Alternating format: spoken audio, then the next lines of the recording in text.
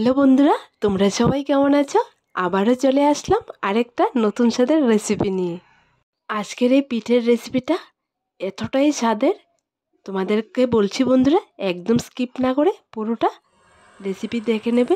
এতটাই মুচমুচা আর এতটাই স্বাদের, তোমরা যদি বানিয়ে না খাও তাহলে একদমই বুঝবে না। মাত্র 2টা উপকরণ দিয়ে এই স্বাদের পিঠেটা আমি আজকে তোমাদের বানিয়ে দেখাবো। তাহলে চলো শুরু করা যাক।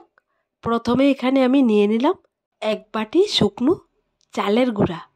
চালের গুঁড়াটাকে আমি আরেকবার ব্লেন্ডারে ব্লেন্ড করে নেব, কারণ এখানে চালের গুঁড়াটা একটুখানি দানা দানা ছিল, তাই আমি ব্লেন্ডারে ব্লেন্ড করে একদম স্মুথ করে নিলাম। আর এখানে রেডি করে নেব পিঠের ভেতরে দেওয়ার জন্য নারকেলের পুর। এখানে প্রথমে আমি চুলোতে একটা প্যান বসিয়ে সামান্য পরিমাণ পানি দিয়ে দিলাম। এর মধ্যে দিয়ে দিলাম কিছুটা পরিমাণ খেজুরের গুড়। এখানে নারকেলের পুরটা খেজুরের গুড় দিয়ে রেডি করব। এরপর দিয়ে দিলাম নারকেল কোড়া আর 1 চিমটে এলাচ পাউডার। দেখো বন্ধুরা, হালকা নেড়ে নেড়ে পুরটা আমি রেডি করে নিলাম। এবার নামিয়ে নেব। আর এখানে চালের গুঁড়ার ডোটা রেডি করে নেব। প্রথমে আমি একটা প্যানে কিছুটা পরিমাণ পানি বসিয়ে দিলাম। পানিটা যখন ফুটে আসছে এর মধ্যে দিয়ে দিলাম চালের গুঁড়া। চালের গুঁড়োটা দিয়ে হাতা দিয়ে নেড়ে আর একটুখানি গরম পানি অ্যাড করে দিলাম, কারণ এখানে পানিটা শুকিয়ে গিয়েছিল। তাই দেখো বন্ধুরা, আমি হাতাটা দিয়ে নেড়ে ভালো করে ডোটা রেডি করে নামিয়ে নিলাম। এবার হাত দিয়ে ভালো করে মিক্সড করে নেব। দেখো বন্ধুরা, ডোটা থেকে কিছুটা পরিমাণ ডো আমি হাতে নিয়ে লম্বা শেপে রুটি বেলে নেব। রুটিটা না মোটা হবে না পাতলা হবে, এরকম করে বেলবো। আমি অফ ক্যামেরায় রুটিটা বেলেছি, এক হাতে ক্যামেরা, তাই আমি তোমাদেরকে দেখাতে পারলাম না। ঠিক এরকম করে তোমরা বেলে নিলে হবে। এইবার পুর থেকে কিছুটা পরিমাণ পুর নেব আর রুটির মাঝখান থেকে লম্বা করে সেট করে নেব। তোমরা মন দিয়ে একবার দেখলে এই পিঠাটা তৈরি করতে পারবে। দেখো বন্ধুরা, আমি কেমন করে দিয়েছি, ঠিক এরকম করে দিয়ে তোমরা এই পিঠাটা রেডি করবে। পুর যখন রুটির উপর সুন্দর করে দেয়া হয়ে যাবে, তখন 2 সাইডের রুটির অংশটা আমি আঙ্গুল দিয়ে প্রেস করে লাগিয়ে নেব। তোমাদেরকে বলি বন্ধুরা, তোমরা এই পিঠাটা সুজি বা ময়দা দিয়েও তৈরি করে খেতে পারবে, কিন্তু চালের গুঁড়া দিয়ে বেশি স্বাদের হয় এই পিঠাটা।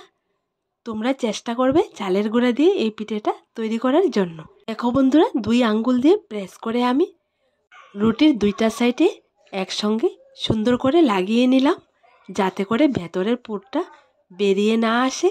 খেয়াল রেখে ভালো করে লাগাতে হবে, না হয় তেলের উপর দেওয়ার পর ভেতরের পুরটা বেরিয়ে আসবে। দেখো বন্ধুরা, এইবার আমি পিঠাটা হাতে নিয়ে একটা শন দিয়ে সুন্দর করে ডিজাইন করে নেব। তোমরা মন দিয়ে ডিজাইনটা দেখো আমি কেমন করে ডিজাইনটা করেছি। তোমরা ঠিক এরকম করে ডিজাইন করে নেবে, তাহলে দেখবে সুন্দর একটা পিঠে তৈরি হয়ে গেছে। পিঠেটার মাঝখানে একটা রেকের মতো আর 2 সাইডে আমি ঠিক এরকম করে ডিজাইনটা করে নেব। একদম সহজভাবে করে নিতে পারবে। তোমাদের কাছে যদি একটা শন থাকে, এই ডিজাইনটা করার পর কিন্তু পিঠেটার উপর এতটাই সুন্দরভাবে ফুটে ওঠে, দেখতে খুব সুন্দর লাগে। দেখো বন্ধুরা, একই রকম করে আমি 2টা পিঠে ডিজাইন করে তোমাদেরকে দেখিয়ে দিলাম।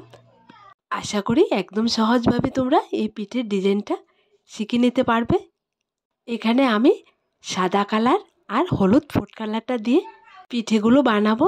আর তোমরা যদি চাও, তোমাদের কাছে ফুড কালার নেই, তাহলে তোমাদের ইচ্ছে মতো তোমরা বানাতে পারো।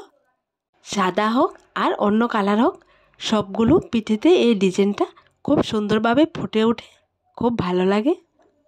এখানে আমি অনেকগুলো পিঠে তৈরি করেছি। তোমাদেরকে বলি বন্ধুরা, তোমরা একবার যদি এই পিঠাটা বানিয়ে খাও তাহলে বারবার খেতে ইচ্ছে করবে। একদম মুখে লেগে থাকার মতো একটা পিঠের রেসিপি, কারণ পিঠে আমার ফেভারিট। আমি সবসময় পিঠে তৈরি করে খাই। দেখো বন্ধুরা, সবগুলো পিঠে আমি রেডি করে নিলাম। এইবার পিঠেগুলোকে তেলের উপর ভাজা করে নেব। তেলে ভাজার জন্য আমি চুলোতে আগে থেকে একটা প্যানে তেল বসিয়ে রেখেছিলাম। তেলটা গরম হয়ে গেছে। এবার চুলোর আঁচটাকে একদম লোতে রেখে একটা একটা করে পিঠেগুলো দিয়ে দেব।